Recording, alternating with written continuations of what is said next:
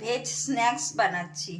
1 চামচি chopping রসুন দিলাম, একটা বড় পেঁয়াজ চপিং দিলাম, ছোট একটা ক্যাপসিকাম চপিং দিলাম, একটা গাজর স্লাইস করে কেটে দিলাম, স্বাদ মতো নুন দিলাম, 1 চামচি লঙ্কা কুচানো দিলাম, 1/2 চামচি আদা স্লাইস কাটা দিলাম, সামান্য ফ্রাই করে নিচ্ছি। বয়েল বাঁধাকপি দিয়ে দিলাম, 1/2 চামচি লঙ্কা পেস্ট দিলাম, 1/2 কাপ জল দিয়ে দেব, চাপা ঢাকা দিয়ে দেব। সাধারণ যেরকম ময়দা মাখি সেরকম ময়দা মেখে নিয়েছি সামান্য নুন দিয়ে।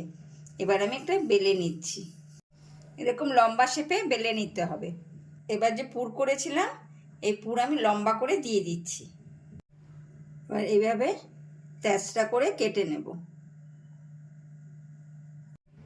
এবার কাটার থেকে এরকম একটা ভাঁজ দেব, এরকম একটা ভাঁজ দেব, আবার তুলে নেব, এরকম একটা ভাঁজ দেব, এরকম একটা ভাঁজ দেব, শেষের অংশটা তুলে নেব, এরকম একটা ভাঁজ দেব, এপাশে মুড়িয়ে দেব, এপাশে লেজ বাড়িয়ে রয়েছে, এইটা কেটে দেব।